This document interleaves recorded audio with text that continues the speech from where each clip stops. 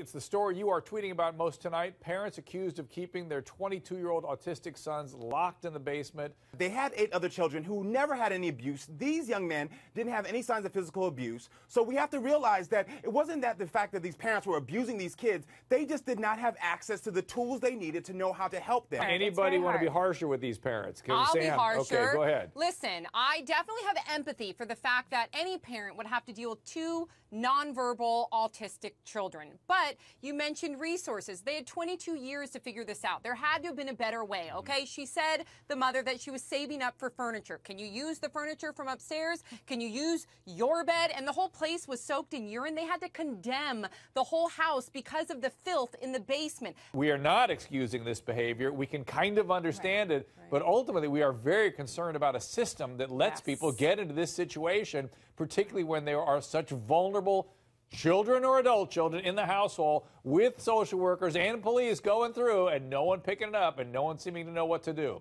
Did investigators, Sam, exaggerate how Justin Ross Harris behaved on the day baby Cooper died in a hot car? Reporters from the Atlanta Journal-Constitution watched the surveillance tape from the Home Depot that captured Harris's movements at work. They found striking discrepancies between the video evidence and what detectives presented under oath at the hearing. First, I'm going to go through a couple of these for you. Detectives say Harris sat in the car for 30 seconds after arriving at work, long enough to remember Cooper was in the back seat, but the video tells a different story according to the reporters. They say Harris, quote, Harris was in the car for less than 15 seconds, put the vehicle in park, turned off the engine, gathered his smartphone, computer bag, and drink before sliding out of the driver's seat. Here's a second claim. The detective claimed Harris paused in the parking lot when he saw a man approaching his vehicle.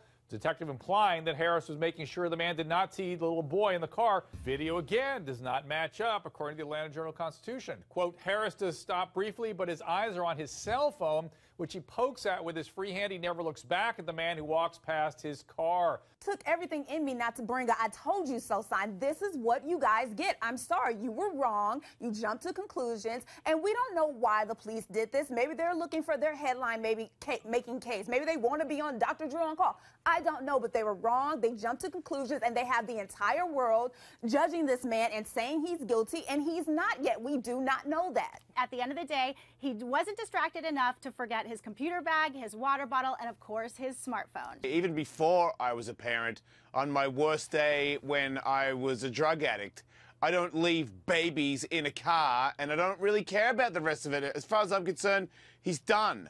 The drug addiction changes the brain and it changes judgment, but sex addiction, I can't tell you, can certainly make people preoccupied and ashamed and distracted, and there are consequences. My point of bringing it up is if anybody out there has these sorts of issues, please get help before you have horrible consequences for you or worse, for somebody you love. Dr. Drew, I won't even sell furniture on Craigslist with the fear of who might show up at my front door. No joke. So the fact that she's on there soliciting sex, you're playing with fire. It was a matter of time before something horrific happened. I'm always amazed at what women put up with, that men, in order to be in a relationship with a guy, they will put up with some things that they shouldn't be putting up with. I smell that kind of a relationship.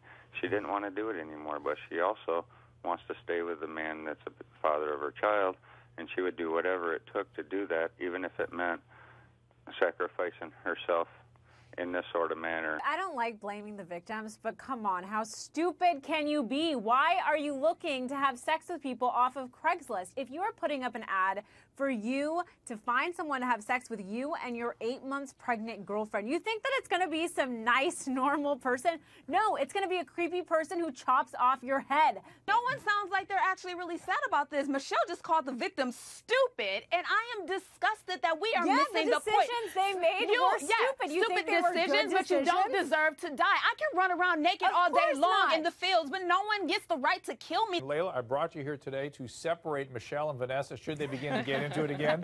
So I'll be looking to you for a little bit of refereeing.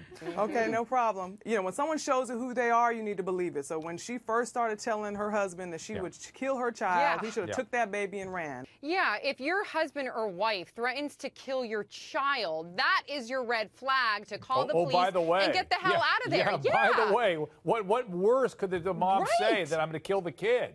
When he refers about his wife, he says she dislikes the child. The child? You mean Victoria, right? Because you would refer to your own child by its name. Then he says, to be honest with you, I think she's been jealous of that little girl who's that little girl? That's your daughter. So there's a disconnect between him and the child as well. I see this as a revenge death, almost the way we have revenge suicides. The way somebody tries to get back at somebody else by taking a life. This is the story you are tweeting about most tonight. My control room, the staff, the studio, all have been talking, tweeting, sharing this on social media. Should your sex life be reduced to a spreadsheet? Here's what I want to do. Wait a minute. Sam, you said you wanted some more reenactment. Yes. Okay. I've not heard from Layla yet. How about Mike, you and Layla Ali reenact, reenact how this would have transpired. Thank you. Here we go. Hey, baby. I know you're watching your favorite show there, but what do you say you press pause, you know, because we got the TiVo, the DVR. You and I get a little freaky under the sheets, huh? Then I'm probably going to say, look, if you make it worth my time, I'd give it up more often. You'd be getting it at least 3 or 4 times a week. Look, people, at the end of the day, if the sex is good, you're going to get it. If it's not, you may not. She said she felt yucky and gross. I'm telling you, sometimes the best sex is when you're yucky and gross after the gym. That's all I'm saying. And I've been together with my husband for 10 years. The longer we continue to discuss this, the more we're going to learn about our panel. See what Denima had to say. Should she make a spreadsheet of how many times he's helped her around the house? The two lists might be more related than he knows.